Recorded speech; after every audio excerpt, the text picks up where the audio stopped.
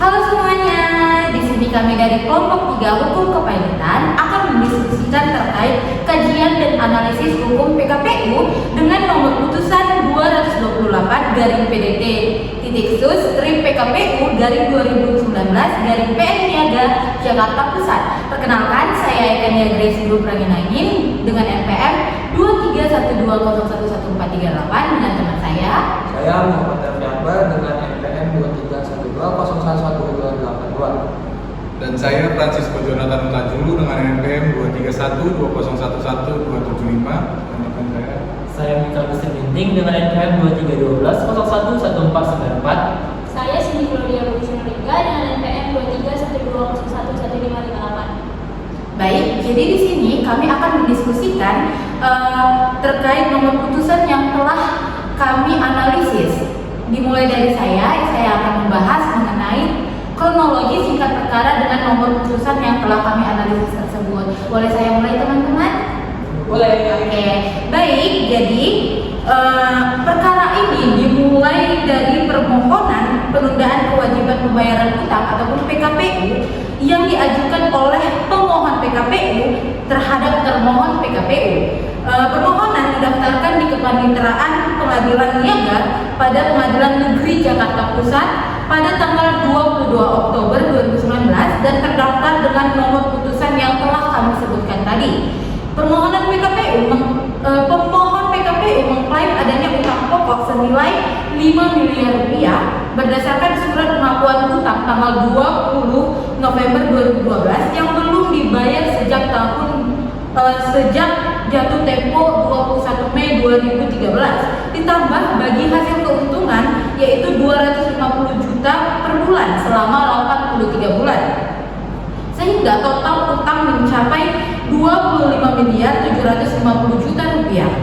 Pemohon telah mengirimkan beberapa kali somasi itu mulai dari November dan sampai Desember 2018, namun termohon tetap tidak juga melunasi utang tersebut terhadap pemohon.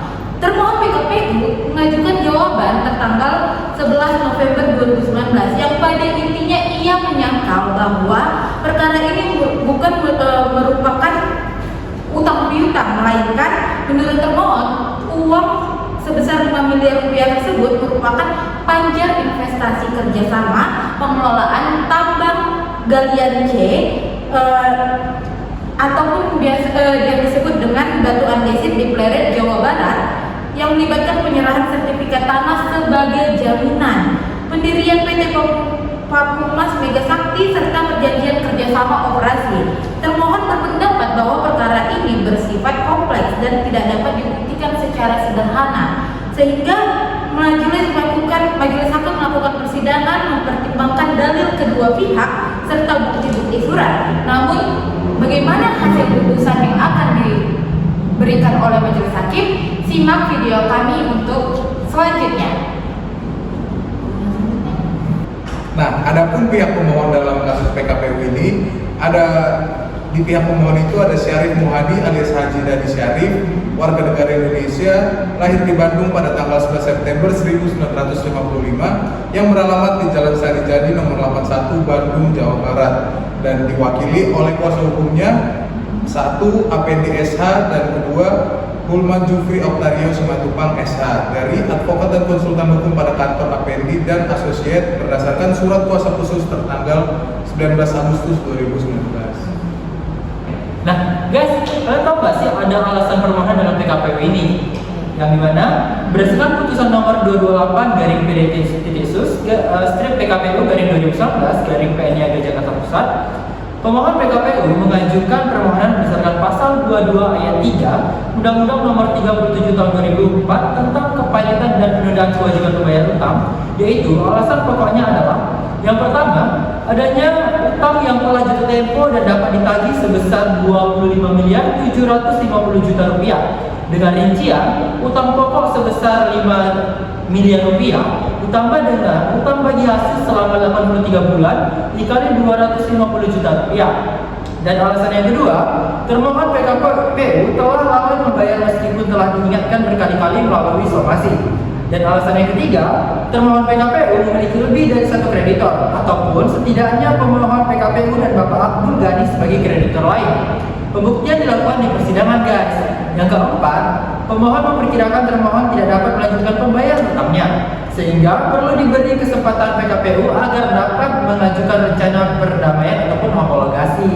Dalam hal ini, pemohon juga mengajukan 2 orang pengurus, di mana Cito Cumbadika SHMH dan Abraham Andi Ferry Kosianturi SH, serta meminta penunjuk hakim pengawas sesuai pasal 225 ayat 3 Undang-Undang Kepanitan dan PKPU. Nah, selanjutnya tentang apa lagi nih kita bahas? Kita kan udah bahas tentang kronologi, kita udah bahas tentang pemohon, kita juga udah bahas tentang alasan pemohonnya.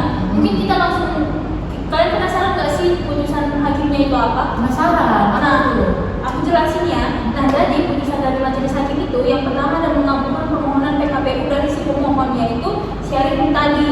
Nah, yang kedua menyatakan Haji Ahmad S berada dalam PKPU selama 45 hari. Nah, yang ketiga menunjuk Saudari Makmur SHMH sebagai hakim pengawas. Yang keempat mengangkat Cito Cumbadika SHMH dan Abraham Andi Ferry Kosianturi SH sebagai tim pengurus. Nah, yang terakhir ada biaya pengurusan dan perkara ditetapkan setelah PKPU berakhir. Nah, untuk analisis putusannya mungkin aku jelasin juga ya. Pasal itu ada di pasal 222 ayat 1 dan 3, itu PKPU dapat diajukan kreditor jika debitor diperkirakan tidak mampu membayar utangnya. Dan pasal 2 ayat 1 junto pasal 8 ayat 4 juga itu adalah syarat pembuktian sederhananya. Dan yang terakhir ada pasal 225 ayat 3, itu kewajiban pengangkatan hakim pengawas dan pengurus yang udah aku kasih tahu tadi di putusan majelis hakim. Nah, di pertimbangan hakimnya juga utangnya itu sudah terbukti. Surat pengakuan utang tanggal 20 November 2012 senilai 5 miliar itu dinyatakan sah dan tidak ada bukti surat yang dibuat dengan tipu muslihat. Dari termohon soal uang sebagai pacar investasi juga ditolak karena tidak didukung dengan bukti apapun. Nah, 2 kreditor juga terbukti. Termohon terbukti berutang kepada Abdul Ghani atau kreditor lain yang berdasarkan kwitansi emas senilai 2,9 miliar. Klaim utang telah lunas melalui penjumpaan utang ditolak karena tidak ada bukti pelunasan maupun pergantian nama sertifikat. Nah, yang terakhir itu ada pembuktian sederhananya juga terpenuhi. Ada 2 syarat utama, yaitu adanya utang jatuh tempo yang belum dibayar dan terdapat lebih dari 1 kreditor. Nah, selanjutnya apa lagi tuh? Kayak apa ya? Baik, di sini aku akan menjelaskan tata atau cara untuk tahap PKPU sementara. Yang pertama itu ada pengajuan permohonan PKPU. Permohonan diajukan oleh pemohon PKPU ke pengadilan niaga. Di dalam perkara ini didaftarkan pada tanggal 24 Oktober 2019 dengan dasar debitor memiliki utang jatuh tempo dan dapat ditagih, kemudian memiliki lebih dari 1 kreditor. Lalu yang kedua itu ada pemeriksaan awal oleh pengadilan. Hakim akan membaca permohonan, mendengarkan para pihak, memeriksa bukti surat. Lalu kemudian termohon diberi kesempatan untuk mengajukan jawaban atau keberatan. Yang ketiga itu ada putusan PKPU sementara. Wajib dalam kurang lebih 20 hari berdasarkan pasal 225 ayat 3 UU PKPU. Pengadilan wajib mengambilkan PKPU sementara dalam waktu maksimal 20 hari. Yang keempat itu adalah penunjukan pengurus dan pemanggilan kreditor. Dalam perkara ini diusulkan dan dipertimbangkan dan ditunjuk yaitu Cito Cumbadika SHMH dan Abraham Andi Ferry Kosianturi SH. Dan untuk pemanggilan kreditor, pengurus wajib akan memanggil debitor dan kreditor melalui surat percatat. Lalu yang kelima itu ada apa? Yang keenam itu ada kreditor selama PKPU sementara. Dalam masa ini dilakukan verifikasi ulang, pendataan kurator, lalu yang ketiga itu penyusunan rencana perdamaian oleh debitor dengan tujuan untuk memberi kesempatan debitor menghindari payday. Jika disetujui, maka akan ada penetapan PKPU tetap. Jika rencana perdamaian disetujui, pengadilan menetapkan PKPU tetap. Bagaimana jika gagal? Jika gagal itu PKPU tidak akan berlanjut menjadi tetap.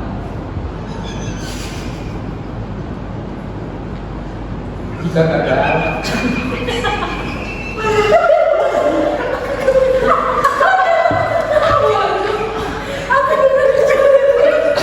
Gara-gara kau yang lupa. aku ketawa gara-gara dipancing kalau santai. Aku satu udah berusaha nahan banget. Satu lagi. Tahan. Tadi apa? Cukup, please. Gak apa-apa. Kesimpulan siapa? Ada, tahu ya? Tahu kan? Tapi itu kok ada ngomong dikit ya? Dia ketawa tahu tadi. Dari sebelumnya. Sekali nutup kau ya, Sin. Dua. Kok presentasi sekian diskusi dari kelompok kami. Oke, deh ya. 1, 2, 3. Jika gagal, PKPU tidak akan berlanjut menjadi tetap. Jika rencana perdamaian tidak disetujui atau debito tidak mengajukan rencana dan akan mengakibatkan pilot, debito dapat langsung dinyatakan pilot, pengurus berubah menjadi operator. Jadi sebenarnya tahu. Enggak ketawa, aku enggak ketawa, lo. Aku tahu ya. Aku yang tahu sabar loh. Aku enggak. Ada salah satu tangan ke sakit. Enggak bener. Oke, Eka. Jadi sebenarnya kasus perkara ini cukup kompleks ya teman-teman, yang dimana kalau menurut si pemohon PKPU, hubungan tersebut itu merupakan utang piutang yang berdasarkan surat pengakuan hutang tadi kan. Tapi menurut si termohon, hubungan tersebut itu adalah hubungan kerjasama investasi ataupun usaha, bukan utang biasa. Jadi agak rumit sebenarnya ya. Jadi gimana nih kesimpulan dari kasus kita? Nah, jadi ini kesimpulan yang bisa kita ambil itu sebenarnya putusan ini sudah tepat karena sudah memenuhi syarat formal dan maupun material yang sudah aku jelaskan tadi di pembuktian sederhana. Nah, karena PKPU ini juga diajukan oleh kreditor, apabila termohon gagal membayarkan atau menyusun rencana perdamaian, maka termohon dapat langsung dinyatakan pilot begitu teman-teman.